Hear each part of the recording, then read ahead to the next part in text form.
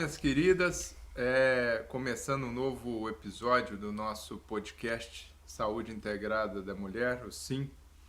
Hoje temos o prazer de receber o Dr. Vinícius Marcon Bazega, formado pela Faculdade de Medicina de Pouso Alegre, residência em Ginecologia e Obstetrícia no Leonor Mendes de Barros, fez fellowship de reprodução assistida em associação com o Hospital Sírio-Libanês, na Clínica Em Vida. Desde então, junto com a mesma equipe, tem seu título de especialista em ginecologia, obstetrícia e reprodução humana. Tenho tido a oportunidade de trabalhar em conjunto, ver a ética e a qualidade técnica do atendimento que preza no dia a dia para as pacientes que ele atende, para os pacientes que ele atende. Vini, meu querido, prazer enorme te receber aqui. Prazer é todo meu, Luiz. Muito obrigado pelo convite para poder participar desse podcast aqui hoje e falar um pouquinho mais sobre infertilidade. É imenso prazer não só estar aqui no podcast, como também poder trabalhar em conjunto com você. Discutimos vários casos aí no dia a dia e vamos lá para mais um podcast, então. Isso aqui é muito interessante, né, Vini? Porque a gente no dia a dia de corredor, assim, parece pouca coisa, mas é um casinho que discute, que pede opinião, que troca figurinha, isso é muito enriquecedor. Vini, vou começar com uma pergunta, ela não é capciosa, eu acho que é relativamente simples, mas eu acho que pode orientar muita gente que pode estar nos escutando e essas pessoas que, se Deus quiser, possam ser replicadores dessa informação. Sim. Quando um casal tem que procurar ajuda na questão de fertilidade? Eu acho que essa informação é muito importante porque ela serve realmente para guiar esse casal, né? E também para a gente saber até quando eu devo esperar ou não, ou se realmente aquele momento eu já deveria ter procurado um especialista. Como basicamente quase tudo dentro da reprodução assistida, dessa avaliação da infertilidade, a gente sempre acaba batendo na tecla da idade dessa paciente, né? Então, pacientes geralmente até 35 anos de idade, a gente orienta que até 12 meses de tentativas, né, desse casal, sem estar usando nenhum método contraceptivo, tendo relações regulares, nós podemos aguardar esse período aí de 1 ano.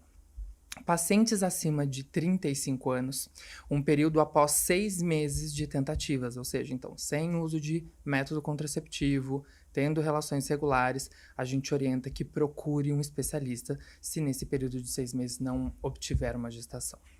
Vini, quando a gente fala, você está falando aí de relações regulares, isso quer dizer que seriam aquelas relações tentando calcular o período ovulatório, seriam 12 meses tentando ter relações no período ovulatório ou simplesmente mantendo uma frequência de relação, não necessariamente com fim, aquela pressão reprodutiva em si? É uma ótima pergunta. Como a gente está falando aqui em tentar otimizar a fertilidade natural, diríamos assim, seria então tendo relação, né, sabendo que aquele é o período fértil. Então, o ideal é que esse casal tenha pelo menos, né, relação em dias alternados, sabendo identificar o período fértil. Perfeito. Isso quer dizer que pessoas que, completado 12 meses, não conseguiram engravidar, né? Esse primeiro exemplo de uma paciente, vamos colocar 32 anos, porque eu sei que a idade é uma questão muito nevrálgica quando a gente fala de reprodução humana. Exato. Isso quer dizer que essa menina de 32 anos, essa mulher de 32 anos, fez uma pesquisa aí que a gente vai falar sobre elas depois. Quer dizer que depois de 12 meses, se ela não fizer alguma coisa, ela não vai engravidar? O que acontece é que a grande maioria das pessoas até acabam prolongando, né, demorando para procurar ajuda médica, porque ficam com medo de vou procurar um especialista em reprodução assistida e vou ter que fazer uma FIV de cara ou algo do tipo, principalmente pacientes mais jovens dessa forma. E às vezes às vezes só fazendo a avaliação, fazendo os exames básicos e a gente conseguindo guiar, muitas vezes a gente consegue perceber que às vezes essa paciente não está sabendo exatamente identificar o período fértil, por isso não conseguiu aquela desejada gestação. E às vezes acompanhando, né, com ultrassom, às vezes com dosagens hormonais, tendo esse suporte do especialista, a gente vai conseguir aí que essa paciente atinja o objetivo dela. Eu fico imaginando assim, né? O ideal é sabermos aquela que talvez que com 4 meses não conseguiria engravidar e anteciparia, então ajuda ela, ou aquelas que mesmo esperando um pouquinho mais, se a ela for dado, se ela tiver paciência ou a ela for dada essa paciência e segurança, pode esperar um pouquinho mais que você teria tudo para isso. Mas infelizmente não somos deuses para poder dizer quem vai e quem não Exato. vai. Esses dados e esse tempo é baseado assim, tentar diminuir a chance daquelas mulheres que conseguiriam engravidar façam um procedimento mais invasivo e podendo ajudar o maior número de pessoas a conseguir esse objetivo. Acho que esse é o grande intuito de tudo, né? Eu acho que esse protocolo, diríamos assim, é para a gente nem hipertratar, né? Para indicar tantos tratamentos para pacientes que nem precisariam fazer um tipo de tratamento, mas também a gente não pode esquecer que algumas pacientes vão ter um impacto negativo se elas demorarem muito mais do que aquilo. Então, e não forem orientadas exatamente. Para, né? Achando que tudo depois serão flores e não necessariamente. Exatamente isso. Vini, e nesse período, então, passou-se 12 meses, um casal veio procurá-lo. Como é que você começa essa abordagem? Quais são as principais causas da infertilidade nessa mulher que tentou e não conseguiu engravidar? Esse casal, vamos dizer assim. Eu acho que o que a gente sempre tenta tirar, assim, numa primeira avaliação, né, do casal, é que sempre a gente quer, quando tentando solucionar alguma coisa, achar, diríamos assim, de quem é a culpa, né, de não estar acontecendo isso. E quando a gente vai olhar em relação a porcentagens, né, de causas de infertilidade, a gente vê que é equiparado causas femininas e masculinas em aproximadamente ali 40% como causa de infertilidade. O restante disso, né, 10%, diríamos assim, como causas desconhecidas, o que a gente chama, né, de causa não aparente, tá? Ou 10% que pode ser até por acometimento, aí diríamos do casal, responsável por ambos. Então, a gente sempre acaba tentando identificar esses fatores, né? Se é um fator feminino, masculino ou do casal, para depois seguir, então, até direcionar quais exames devem ser realizados. E aí eu acho que vem uma série de questões, né? Como que vocês chegam, qual que é vamos dizer assim, um pacote básico para se chegar nessas respostas? Quais seriam esses fatores para vocês direcionarem o caminho que esse casal vai seguir? Como que seria o pacote mínimo, assim, vamos dizer, que esse casal deveria realizar para poder ter essa investigação? Como a gente fala aqui, né, no podcast, acho que o nosso intuito é falar de uma visão um pouco mais geral e não direcionada para um tipo de tratamento. Como investigação básica, a gente sempre acaba, então, tentando avaliar, eu digo assim, os principais órgãos responsáveis ali pela fertilidade. Então, obviamente, quando avaliando o fator masculino, né, essa pessoa terá que fazer um espermograma para a gente poder ter pelo menos uma avaliação daquele parâmetro seminal. E quanto a gente está avaliando a parte de causas de infertilidade feminina, pelo menos, então, fazer uma avaliação dessas trompas, né, se essas tubas uterinas estão funcionando adequadamente, avaliar então através de um ultrassom o útero, endométrio, né, e às vezes também a reserva ovariana, isso também é bem importante quando a gente está falando dentro da reprodução assistida. Uma vez identificada uma causa, qual que é o grande intuito e como que é o raciocínio? Tratar a causa ou ir para o objetivo independente da causa? Tem algumas causas que a gente não consegue, infelizmente, diríamos assim, retirá-las dali, né? Só e depois disso a gente talvez conseguir restaurar a fertilidade natural, né? Quando isso é possível, é óbvio que a nossa primeira tentativa seria remover essa causa, e aí sim. Então é óbvio que principalmente causas externas. Quando eu tô falando, por exemplo, num fator masculino, eu consigo, né, ver ali em relação à obesidade. Então, orientar esse paciente a fazer exercício físico, evitar tabagismo, hábitos de vida que talvez possam influenciar, né? Então, acho que quando nós estamos falando nesses fatores, a gente consegue minimizar os danos ou às vezes até reverter, dependendo do tempo que a gente conseguiu tirar aquele hábito não saudável, digamos assim. Eu acho que também é uma questão que, não sei o que você pensa nesse sentido, né? Tudo também volta tudo para aquela grande fator que você citou no início, né? A idade. A idade. Tem tempo, não tem tempo, né? Qual que é o objetivo naquele momento? É diferente pensar um casal, uma paciente de 37 anos, o tempo de mudar todos esses hábitos para uma outra de 30 que já tem sua vida estabelecida e já decidiu gestar por ali.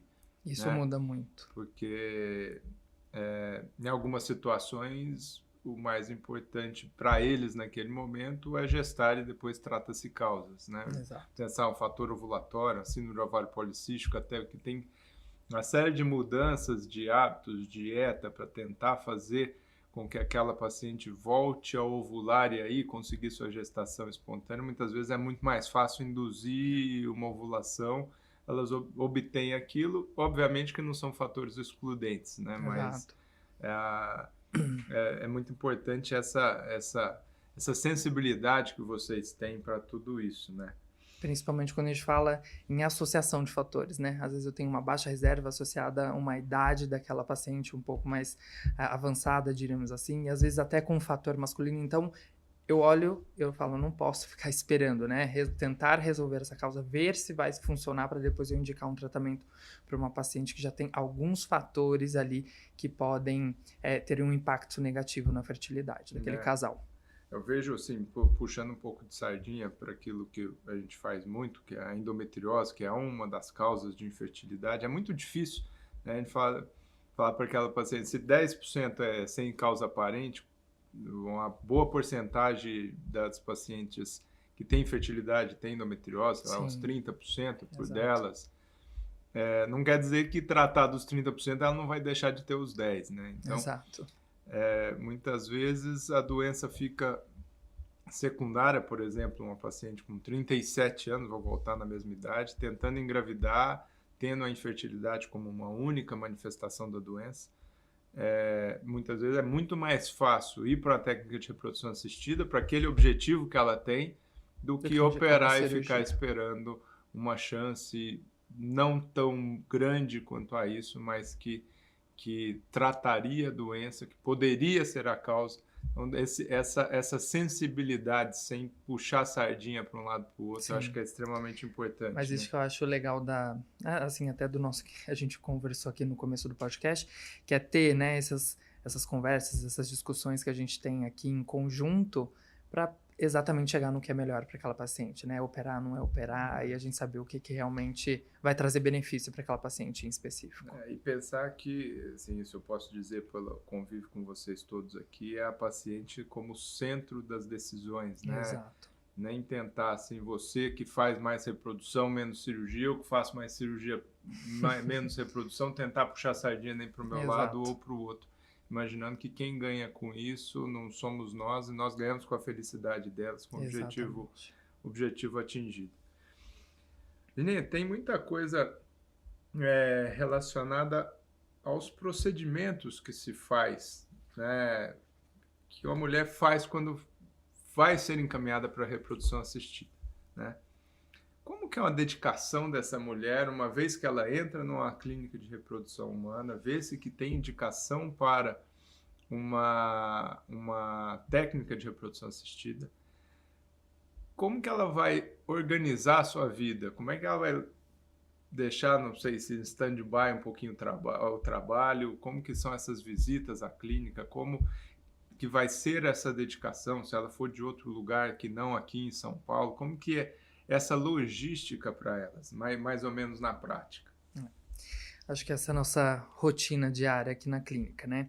Então, realmente, a dedicação desse casal e dessa paciente, principalmente, né? Porque ela terá que vir aqui várias vezes, né? Para fazer os controles de ultrassom, etc. É grande a dedicação e a gente sempre acaba tomando cuidado aqui em realizar uma programação com uma certa antecedência, né? Dentro do que a gente tem, diríamos, de limite ali dentro do ciclo dela. Para que ela consiga se organizar. Na grande maioria das vezes, essa rotina do trabalho, né, a gente consegue organizar para que essa paciente não tenha tantos prejuízos, né, em relação ao trabalho. A gente acaba conseguindo conciliar isso. Então, a gente consegue programar previamente todas essas datas e saber quais as datas que ela vai fazer ultrassom, qual a data provável da coleta e também não só a coleta dos óvulos, mas também a coleta seminal, a coleta do esposo. Mais ou menos em um mês, em quanto tempo, quantos dias vocês precisam assim, para começar um ciclo e fechá-lo? Fechá-lo, digo, até na coleta dos óvulos. Do início, né, do primeiro uso da medicação até a coleta dos óvulos, dura em média 13 a 14 dias, eu diria por aí. Tá? O nosso primeiro controle de ultrassom ocorre geralmente 5 a 6 dias após a primeira aplicação, o primeiro uso da medicação. E depois deste primeiro ultrassom, em média, um outro ultrassom a cada 2 dias. Num total, aí, mais ou menos de 3 ultrassons durante o tratamento todo. Então, diria, resumindo, um primeiro ultrassom 5 a 6 dias após o início e depois mais 2 ultrassons com intervalo de 2 dias. E organizando a data da coleta, então seriam 5 visitas, mais ou menos, à clínica, ao consultório, para fechar esse ciclo. Exato. Eu colocaria em média aí 3 ultrassons e mais a data da coleta, umas 4 visitas. E o marido? O marido é a grande briga entre os casais. O marido vem, não pode, obviamente que o marido pode acompanhar, né, a sua esposa aqui durante esse período, todos os ultrassons que serão realizados, mas às vezes a gente sabe que nessa rotina de trabalho não é possível comparecer em todos os ultrassons, mas obrigatório é que o marido esteja presente para a coleta no dia da coleta dos óvulos. Para a coleta seminal. Para a coleta seminal. E qual que é a diferença dos procedimentos chamados de baixa complexidade com aqueles chamados de alta complexidade? Tá. Então, quando a gente fala em tratamentos de baixa complexidade, a gente engloba tanto aquele coito programado ou relação sexual programada, né? E também a inseminação intrauterina. O que eu gosto de explicar é que nesses 2 tratamentos que estão ali na baixa complexidade, essa paciente tem que ter feito lá todos aqueles exames, então o marido tem que ter feito um espermograma, não pode ter alteração grave, muito grave do espermograma, tem que ter feito aquele exame que a maioria das pacientes, né, geralmente tem um pouco de medo de fazer, que é a esterossalpingografia, para saber se aquelas trompas ou aquelas tubas uterinas estão funcionando adequadamente. Então, tem um pré-requisito, diríamos assim, para a gente seguir para essa baixa complexidade. A complexidade se refere ao problema da mulher ou à técnica a ser utilizada pela reprodução? Digo, o que é mais fácil? Tá? Uma paciente que, porventura, fez uma laqueadura, já é mais... tem um pouco mais de idade, não quer revertê-la, mas tem outros fatores, então teria só o fator tubário. Sim. Ou uma paciente que tem uma síndrome de ovário policístico, que tem um fator ovulatório, pensando no objetivo final, que é a gravidez. Qual que é o mais complexo? A gente acaba se referindo, né, em baixa ou alta complexidade, obviamente, a termos de laboratório, o que a gente tem que fazer de preparo ou métodos que são utilizados dentro do laboratório de reprodução assistida. Então, eu sempre costumo falar que na baixa complexidade a gente não consegue avaliar, então, aquele desenvolvimento embrionário, não consigo saber. Então, tudo isso ocorre dentro do organismo daquela paciente sem que a gente esteja monitorando, diríamos assim. E a alta complexidade, eu consigo, então, fazer a fertilização, né, desses embriões e avaliar o desenvolvimento embrionário, tudo a nível de laboratório, obviamente usando materiais totalmente diferentes. Então, a sua resposta é realmente que a complexidade é em relação ao laboratório de reprodução assistida. Para quem então estaria indicado a baixa complexidade inicialmente? Para quem que oferece-se então um coito programado ou uma inseminação, que foram os exemplos que você disse,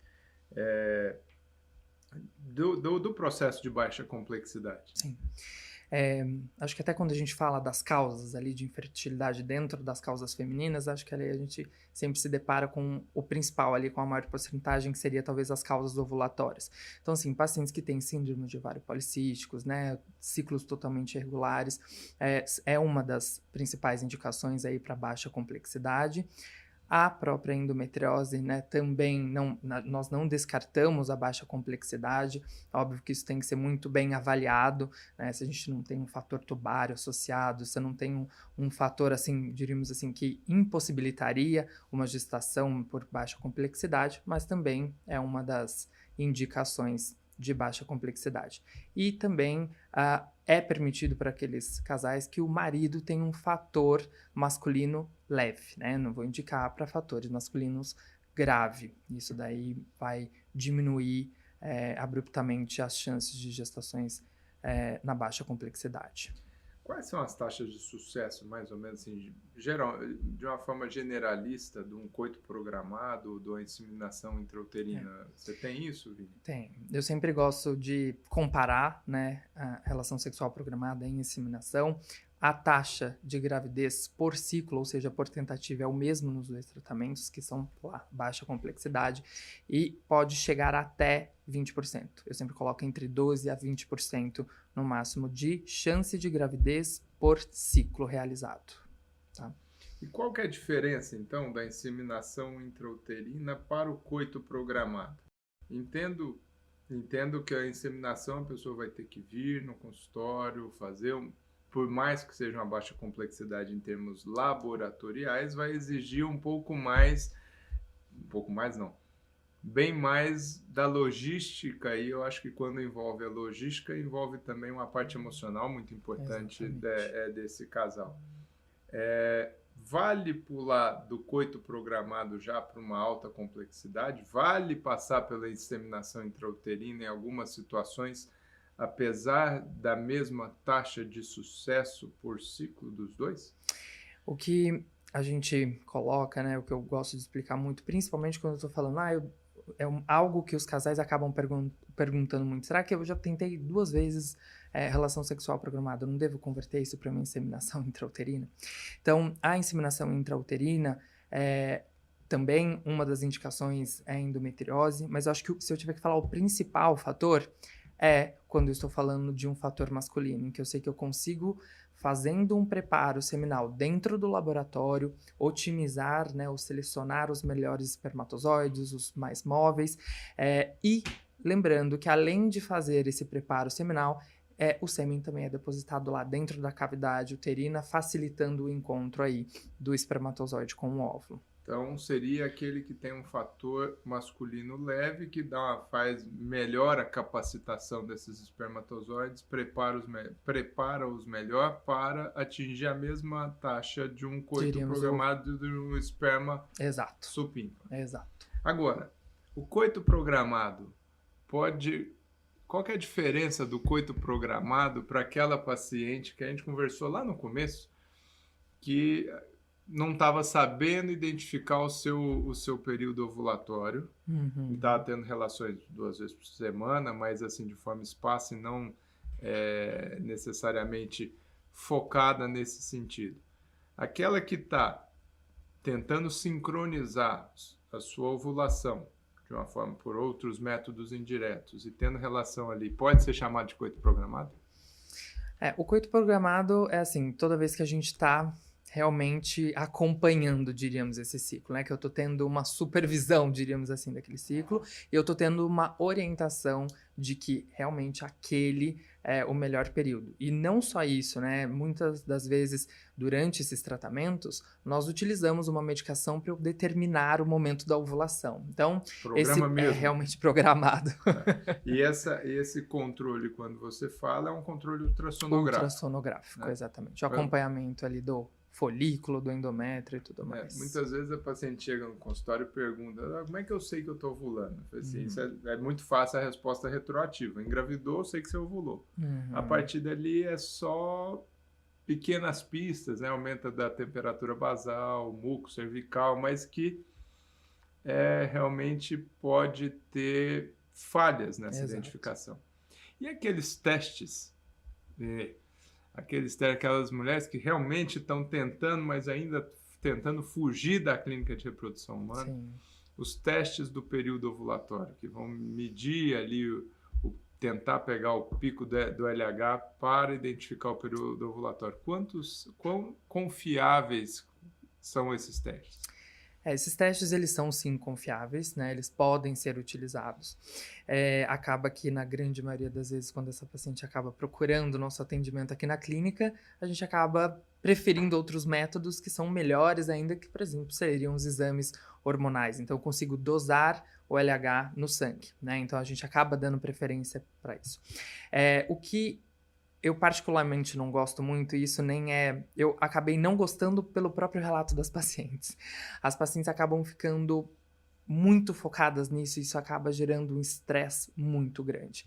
Então, a grande maioria das pacientes chegam, às vezes, já exaustas para começar um tratamento, quando faz lá a primeira consulta e já estão exaustas porque fazendo esses exames, porque minha amiga me indicou, fulana me disse que eu devia fazer, e já chega saturada. E já chega saturada num processo que é saturante emocionalmente falando, né? Exatamente. Realmente vocês já chegam tentando correr atrás de um prejuízo de orientação. É isso. Né?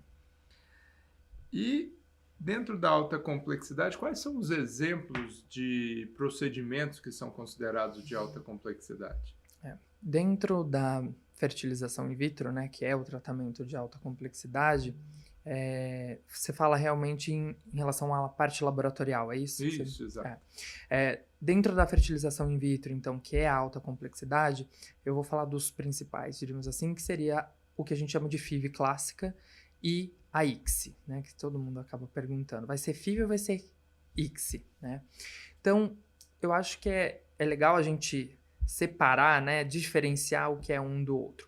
Então, a FIV clássica nada mais é que após a coleta dos óvulos, então, e a coleta do espermatozoide, nós vamos, então, facilitar o encontro dos óvulos com o espermatozoide. Então, eles são colocados ali diríamos, na mesma placa do laboratório, no meio de cultura, e nós vamos, então, facilitar o encontro do óvulo do espermatozoide. Já na ICSI, diferente, eu não coloco, né, todos os óvulos ali com os espermatozoides e vou avaliar qual espermatozoide vai conseguir finalizar a fertilização daquele óvulo. Então, nós selecionamos um único espermatozoide para um óvulo maduro e esse espermatozoide já é injetado, né, que é a ICSI, a própria injeção desse espermatozoide dentro de cada óvulo. Existem, obviamente, eu não vou entrar muito nesses detalhes, mas por que eu vou usar isso, por que eu vou usar aquilo, né? Então, a ICSI, principalmente, quando a gente está falando, eu não vou mais fazer uma FIV clássica, eu vou indicar uma ICSI, por que isso?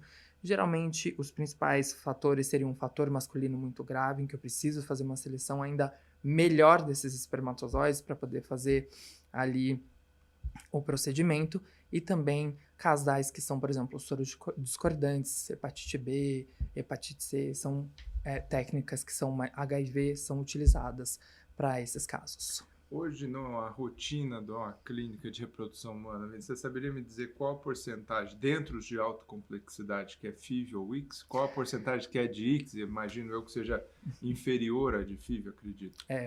Essa taxa, atualmente, eu vou até ajustar tudo isso, eu não vou saber te dar em números, mas assim, eu diria que é a grande maioria, tá?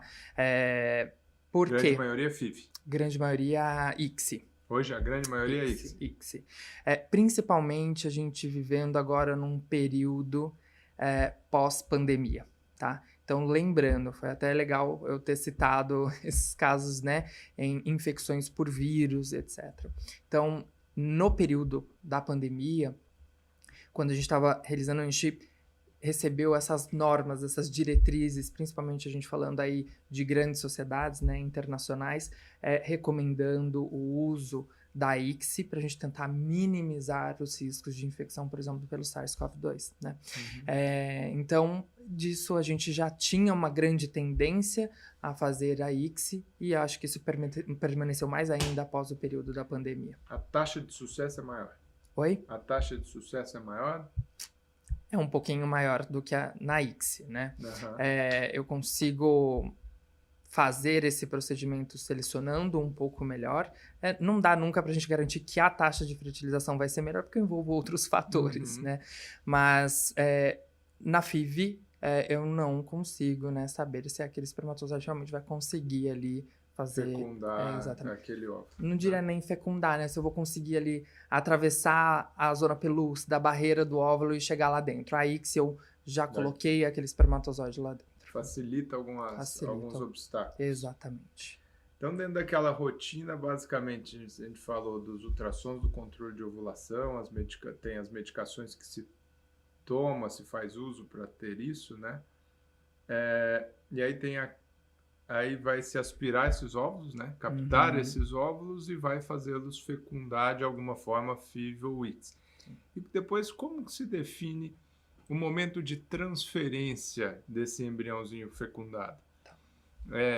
Existe o conceito de transferência a fresco, transferência depois do embrião congelado. Qual que é o raciocínio? É um raciocínio logístico, é um raciocínio médico, um raciocínio de resultado? Quando se pensa na transferência do embrião a fresco ou, por exemplo, do embrião, ou vai congelar o embrião para uma transferência posterior? Tá. Eu acho que esse tema, principalmente transferência fresco ou congelado, envolvem vários fatores, né?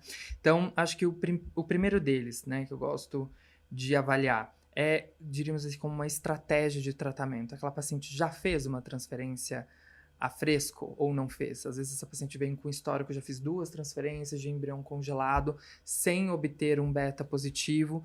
Talvez esse seja um caminho ali que eu posso fazer como diferente ali, como estratégia para essa paciente. O segundo seria a parte clínica. Então, eu vou depender... Eu não posso ter uma paciente que tem 20 óvulos, né, que está com os níveis hormonais lá em cima, pensar em fazer uma transferência a fresco, expor aquela paciente, né, a riscos, né, que seria a síndrome de hiperestímulo ovariano.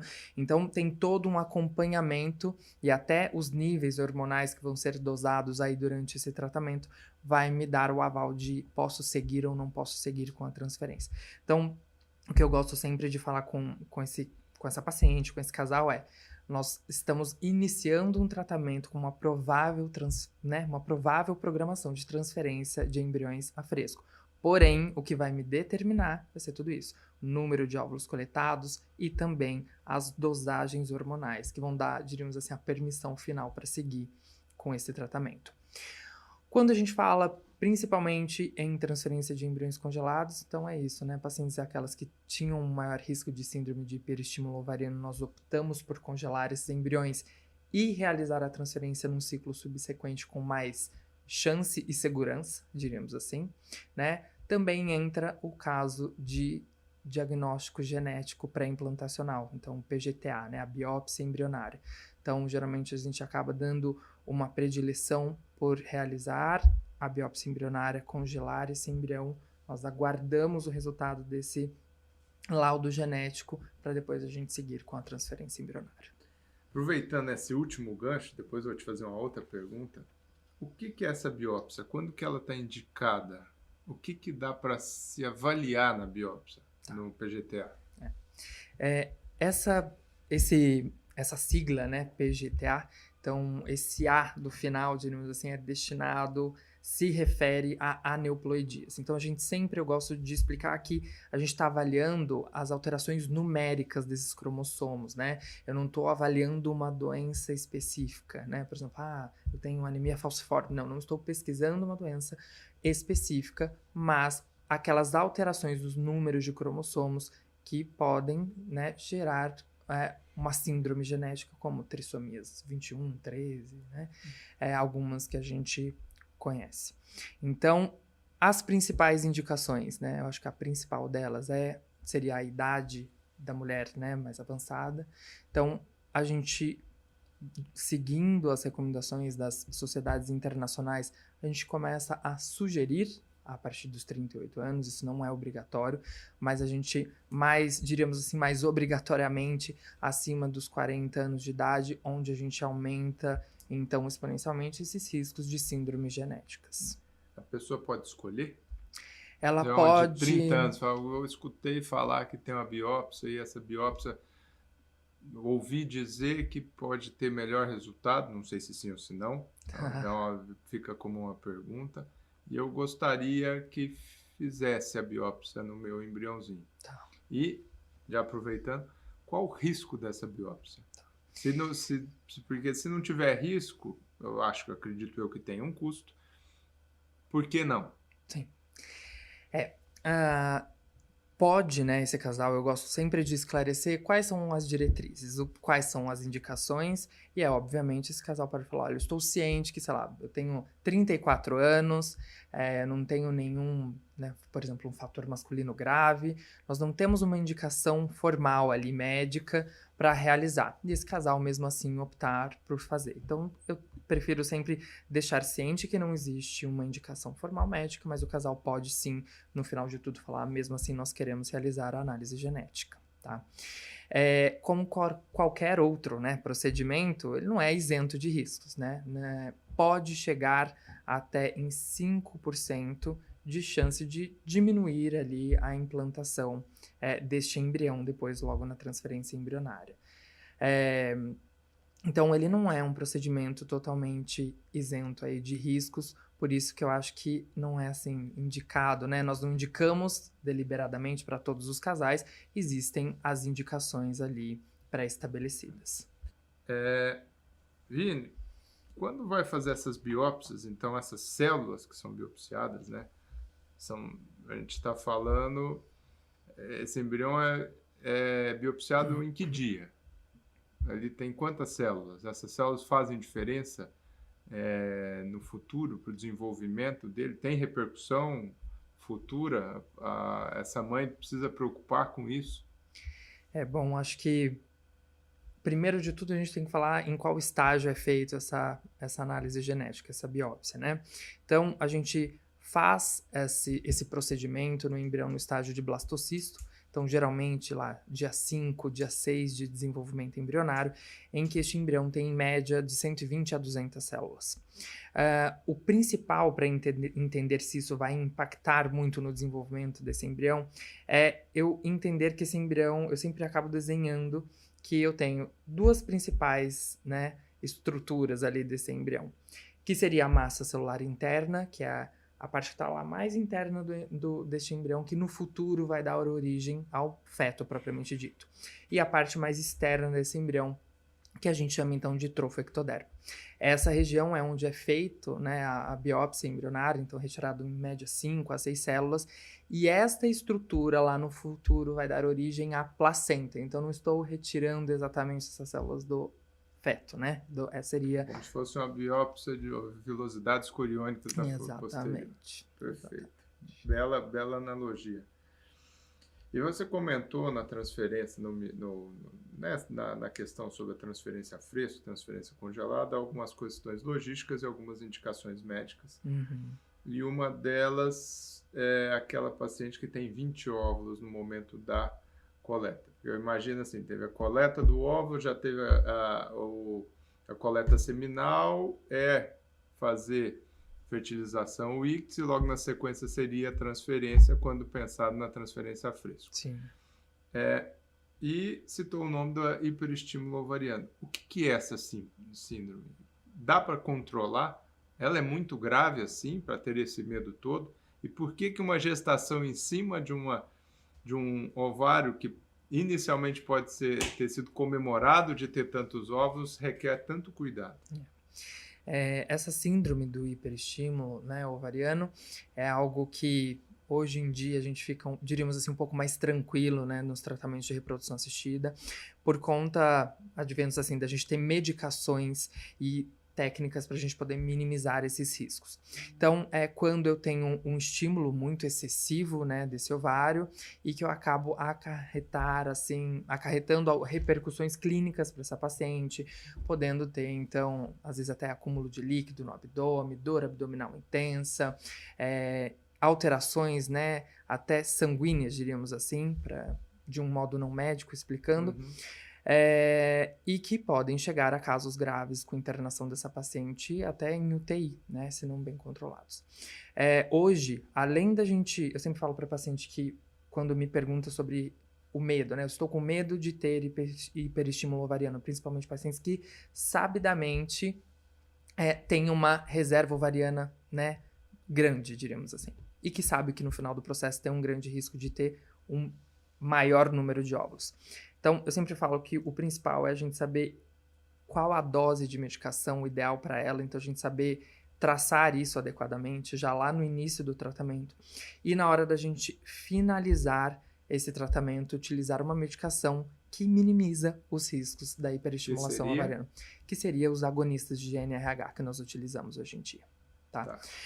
Então, acho que toda essa estratégia deixa tanto nós médicos quanto as pacientes um pouco mais tranquilas para poder seguir com esse tratamento. Eu acho que é bacana o que você está dizendo o antagonismo do propósito, né? Porque quando você começa a estimular, você quer ter inicialmente um maior número de óvulos, exato, obviamente que com um certo limite, que é muito melhor ter 15 do que aquela que custa ter 2. Mas no final isso pode virar um problema contra ela própria. Se não bem avaliado, não bem cuidado, pode virar um problema. E só para terminar de responder a sua pergunta, você me perguntou, e se eu seguir com a transferência desse embrião, tendo lá 25 óvulos, por exemplo, né, com um nível lá em cima, um nível hormonal lá em cima. Então, ao invés, seria o contrário do que essa medicação desse agonista de GnRH faz, né, como se eu basicamente diminuísse esses níveis hormonais em alguns dias após a coleta. E quando eu faço a transferência, é o inverso. Você dá um boost. Eu dou um boost. E aí, esses hormônios, na verdade, eu faço com que todos aqueles locais onde foram coletados óvulos continuem produzindo hormônio. Então, eu acabo alimentando ali, hormonalmente, essa síndrome de hiperestímulo ovariano. É realmente uma condição extremamente complexa quando ela acontece. Eu já testemunhei situações de derrame pleural, ou seja, água na cavidade torácica, decorrente do hiperestímulo. Né? Um excelente ponto. Hoje, com o postergamento de maternidade, essa beleza das mulheres hoje ocupando suas posições de trabalho, questionando se quer ter filho ou não, acho que é uma das grandes ganhos, eu falo isso aqui dentro do consultório, um dos grandes ganhos das conquistas das mulheres é saber que elas não necessariamente têm que ser mães, elas podem optar por ser mães como optar por não ser mães. Sim. Mas aí nessa seara veio uma coisa muito importante que é a preservação de fertilidade. Quando que a gente considera essa preservação de fertilidade? Quando que a gente pensa na preservação de fertilidade? Óvulos ou preservação de fertilidade X, embrião para manter a fertilidade ou pensando na questão já de alguém com infertilidade? Quando que entra esse tópico? Quando deveria ser abordado esse tópico com as mulheres? Eu acho que principalmente, a gente volta sempre a falar isso, idade, né? Então, aquelas mulheres que ou não encontraram parceiro ou parceira naquele momento, até os 35 anos seria o momento que eu tô falando, né? Que a gente acaba preconizando de congelamento de óvulos. Ou pacientes que, às vezes, até estão em um relacionamento, estão casadas, mas não querem, às vezes, sei lá, deixar o seu status dentro do emprego ali, tá lá numa multinacional, como diretora, não quer sair daquele posto, diríamos assim, para agora se dedicar à maternidade, né? E acaba querendo preservar óvulos ou embrião para gestar no futuro. É claro que além da idade existem outros fatores, né, que indicam a preservação. Esse fator que eu comentei agora, que a gente chama de fator social, indicação social de preservação da fertilidade. Mas também existem aquelas pacientes que infelizmente tiveram um diagnóstico oncológico, né, de um câncer e precisam preservar a fertilidade, às vezes antes de começar uma radioterapia, uma quimioterapia, tá? Existe também um tema que eu gosto bastante de falar atualmente, e que a gente, é pouco, muito pouco falado, que é até a preservação da fertilidade para pessoas às vezes, transgênero, que vão iniciar um processo de hormonização e que a gente sabe que pode ter, né, um impacto. A gente não tem tantos estudos falando exatamente qual é o impacto, mas que a gente sabe que pode alterar. Eu posso parar de ovular, ou eu posso diminuir o número de espermatozoides, então isso tem um impacto sobre a fertilidade, que é uma das indicações também que pode ser discutida em preservar a fertilidade antes de começar esse processo de hormonização.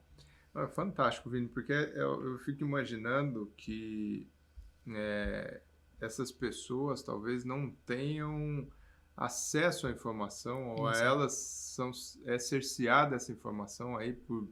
A gente poderia, acho que aqui, ficar discutindo vários minutos os porquês, e eu acredito que talvez seja, não sei qual que é a sua experiência com isso, uma questão a ser abordada com os transexuais, os transgêneros, né? Exato. Porque ninguém escolhe isso e muitas vezes é privado da paternidade, maternidade, de ter a sua família por falta de informação, né? Exato. Poucos, né? Eu lembro até de um trabalho que eu acho que eu até cheguei a comentar recentemente, que a porcentagem, né, da população transgênero que tem acesso a essa informação é muito pequena, se não me engano, é abaixo de 20%, é em torno de 13%. E tem um estudo que fala, né, que fez uma pesquisa perguntando para essas pessoas que já passaram por essa hormonização, pelo uso dessas medicações, se elas gostariam de ter sido informadas antes de iniciar esse processo sobre as possibilidades que ela teria de preservar a fertilidade. Em média, mais de 90% gostariam de ter acesso a essa informação. Ou seja, eu estou falando de uma população que não tem acesso a essa informação, né? E é engraçado que, assim, o transgênero, quando chega nesse estágio da mudança, né, do sexo, né, o ajuste sexual, talvez vamos dizer assim, passou por várias avaliações, né? Não é... Com vários profissionais. Vários profissionais, e isso também eu acho que talvez precise atacar nas duas frentes, né? Tanto a orientação do profissional e quanto também da pessoa em si que vai ser submetida a esse processo para questionar, né? Talvez o profissional não tenha informação, mas se for questionado, vai atrás da informação. Exatamente. Porque eu acredito que esses profissionais que prestam esse serviço têm todo o desejo de oferecer a eles o melhor possível, né? Esse processo, assim, né, só falando um pouco melhor, como é melhor dito, isso que a gente chama de afirmação de gênero, né? Engloba aí vários profissionais, né? Então, endocrinologista, ginecologista, urologista, pediatra, então psicólogo, né? Psiquiatra. Então, assim, e muitas das vezes, sabendo de tudo isso, às vezes essa pessoa pode optar por não preservar. Não quero passar por esse processo todo. Óbvio. Mas acho que o importante é exatamente isso, opção, saber, né, que você tem essa possibilidade. Fantástico, fantástico. E hoje, sei que você atua bastante, né? Você ajuda muitos casais homoafetivos na obtenção de seus filhos. Sim. Né? Eu sei que tem uma diferença, né, dos processos dos casais homoafetivos femininos e os masculinos. Quais que são as principais diferenças? Por exemplo, vamos trazer o homoafetivo feminino inicialmente, depois a gente passa para o homoafetivo masculino. Mas quais são as principais diferenças do processo natural? Quais são os maiores mitos, os maiores tabus para eles obterem também esse desejo ou esse fim que é a gravidez? Tá. Eu vou começar pela semelhança. Eu sempre gosto de falar isso. Eu acho que quando a gente tá trabalhando ali com o público LGBTQIAPN+, né? Então a gente acaba observando que eu não tenho tantas restrições. Se eu for falar em uma igualdade dos tratamentos, seja para tratamento para casais homoafetivos feminino quanto masculino, em ambos nós vamos precisar de doação de gametas, né? Então, pro tratamento, homoafetivo feminino, eu vou precisar de sêmen de doador. Pro tratamento do homoafetivo masculino, eu vou precisar de óvulo doado, mais o que a gente chama de útero de substituição. Alguém que vai, então, ter essa gestação, né? Que vai gerar. Então, eu começo sempre que eu não vejo uma restrição, né, dos casais, assim, ter dificuldade em aceitar que eu vou precisar utilizar sêmen de doador ou óvulo doado, né? Então, isso é muito interessante, porque eu vejo uma boa aceitação. Talvez até uma aceitação maior do que casais héteros que precisem de ovos doados ou de esperma doado. Com certeza. É a percepção que eu tenho, né? Eu acho que não só eu, alguns outros profissionais também que trabalham muito com o público LGBT conseguem perceber isso, uma boa aceitação, tá? Então, acho que esse é a principal diferença. Continuando, né? Então, no tratamento de casais homoafetivos femininos, então eu posso, diríamos assim, ter vertentes, né, dentro desse tratamento, em que eu posso que uma única parceira faça lá a estimulação do ovário, colete os óvulos, fertilize e transfira o embrião no próprio útero, né?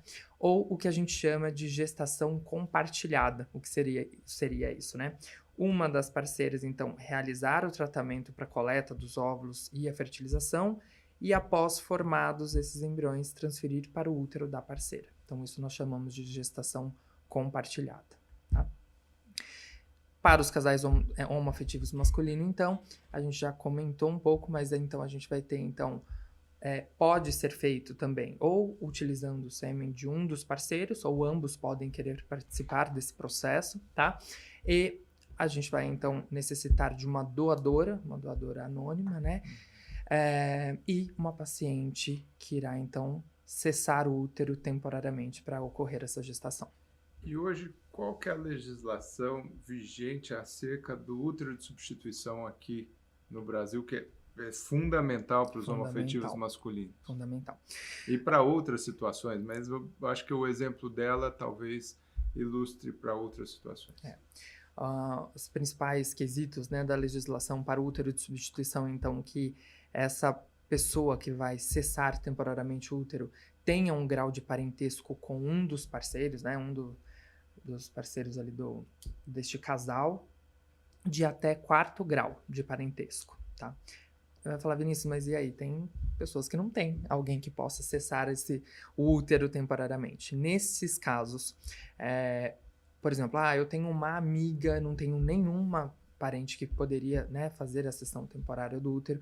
Neste caso, por exemplo, eu tenho uma amiga, nós devemos, então, fazer com que essa paciente passe por uma avaliação psicológica. O casal, né, que está realizando o tratamento também passe por essa avaliação.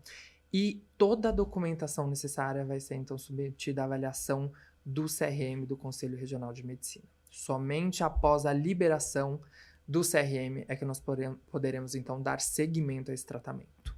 Você começou falando de alguma coisa assim, várias semelhanças, não só dos os homoafetivos femininos com masculinos, e semelhanças com casais heterossexuais, vamos dizer assim, heteroafetivos. Vamos dizer, talvez o homoafetivo feminino seria semelhante a um casal hétero com fator ovulatório grave. E o homoafetivo masculino com um outro fator gonadal grave. Mas, então, existe uma grande diferença de dificuldade, principalmente para os homoafetivos masculinos, de obter isso. Porque eu acredito que a busca para esse útero de substituição nem sempre é tão simples. Nem sempre é tão simples, infelizmente. Porque, mesmo que tenha parentes, não necessariamente esse parente vai querer emprestar, gestar Sim, esse embrião. sim. E não é... Ou até mesmo, às vezes, o casal não gostaria, por exemplo, de envolver a irmã, por exemplo, tá? né? Então, eu acho que essa é a principal dificuldade, diríamos assim, do tratamento para casais homoafetivos masculinos. Mas eu vejo você tão envolvido nisso, eu acho muito bacana, assim, o que você já proveu de sonhos, né, Sim. para pessoas que a gente encontra aqui na clínica, Fico né? muito feliz em poder participar, igual a gente tá falando aqui de diferenças, dificuldades, né? Todos têm, né? Casais heteroafetivos, pessoas transgêneros, casais homofeminino, masculino, cada um no seu tratamento vai ter, né, uma dificuldade, digamos assim, no tratamento. Mas eu fico muito feliz e honrado em poder ajudar esses casais, assim, a constituírem as suas famílias, digamos assim. Eu gostei muito realmente da resposta inicial à pergunta, começando por semelhanças, que tem muito mais semelhanças do que diferenças. Sim. E as diferenças existem em todos os casais, cada caso é o famoso cada caso é um caso, e você vai ter a vai individualização individualizar desse tratamento. tratamento. Exato. Vini, como que funciona a questão da ovo-doação e ter uma gestação de óvulos doados? De onde vem esse pool de óvulos? Você escolhe o óvulo. E vou fazer fazer a mesma analogia para doação de esperma. Você escolhe o esperma, como é que faz esse match, essa sincronização? Tem características? A pessoa pode escolher, não pode escolher? Como é que funciona isso? Vou começar então de novo pelas semelhanças. Tanto quando eu vou fazer, né, diríamos assim, selecionar, né, uma doadora de óvulos, quando eu vou selecionar um doador de sêmen, o que acontece, né? Eu tenho a possibilidade, por exemplo, eu, Vinícius, vou fazer um tratamento. Eu consigo selecionar, então, eu sempre vou ter acesso ao histórico médico dessa pessoa, porque eles sempre vão fazer exames, vão passar em uma avaliação médica, então eu vou ter acesso a tudo isso. E a seleção, obviamente, vai depender muito das características fenotípicas que eu gostaria, então, cor de olho, tonalidade de pele, textura de cabelo, estatura, e aí por aí vai, né? São várias coisas que nós podemos, então, selecionar ali de acordo com o que aquela pessoa, aquele casal deseja no doador. Quando nós falamos em banco de sêmen nacional ou internacional, que a gente tem essa diferenciação, a gente consegue perceber que o banco de sêmen internacional às vezes dá acesso a algumas outras informações a mais do que nós temos no banco de sêmen nacional. São coisas tipo assim, preferências, por exemplo, qual o seu prato predileto?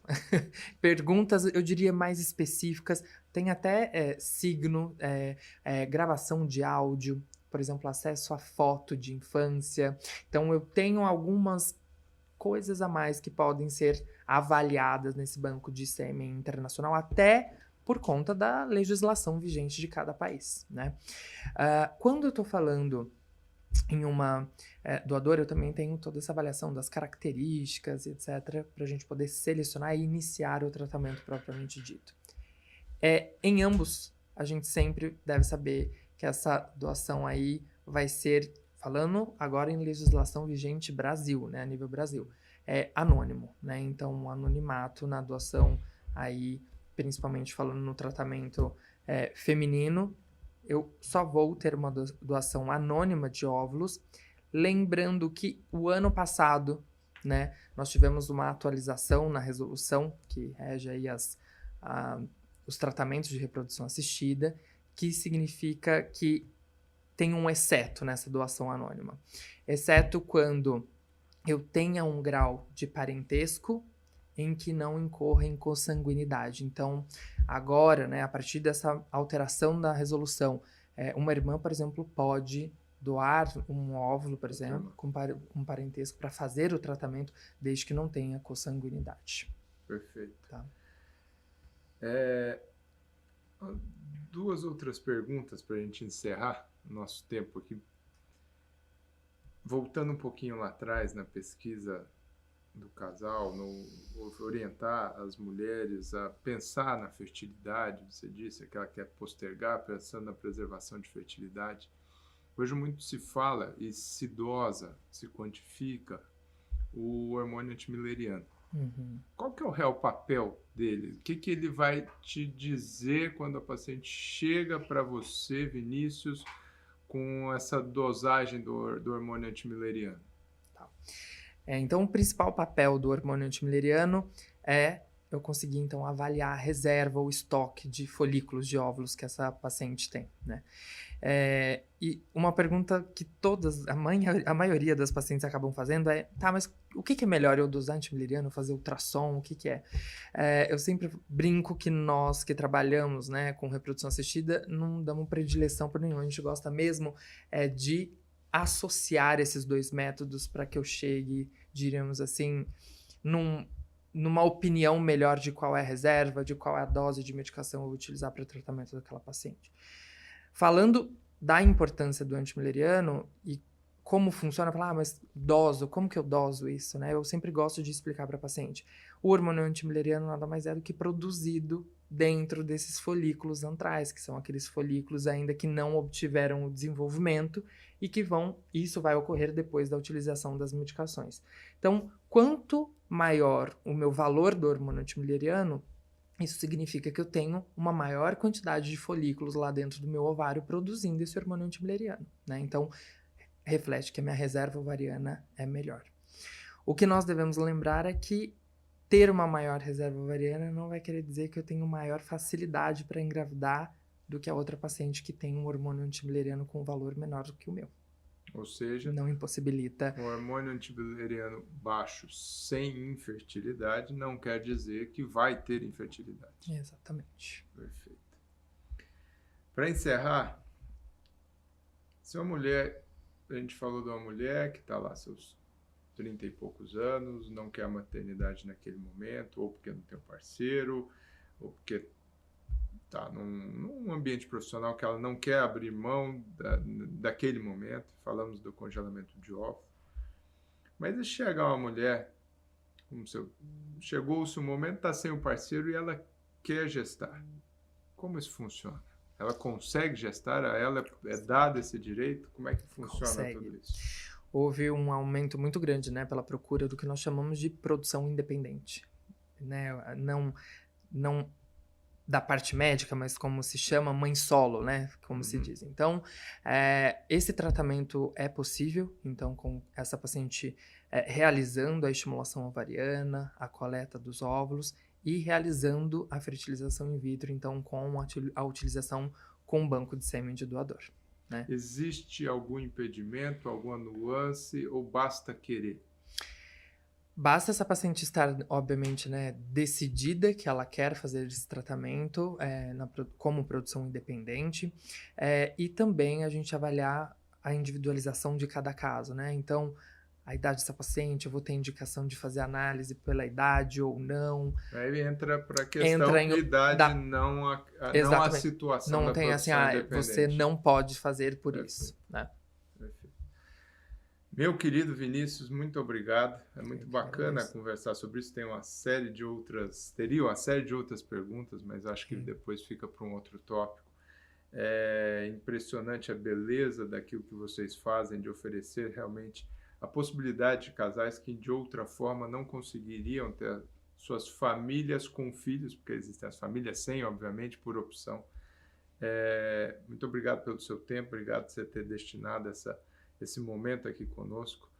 E para quem estiver escutando aqui a gente, se quiser procurar o Dr. Vinícius Basega, como é que acha ele? Me achou nas redes sociais, né, no Instagram, então @Dr. Vinícius Basega, ou até mesmo aqui, site da Originari, estou lá, tem o número da clínica, tudo lá, podem acessar por lá. Muito obrigado. Muito obrigado pelo convite, foi ótimo a nossa conversa e espero que aí em breve a gente possa gravar outros tópicos, outros temas. Obrigado.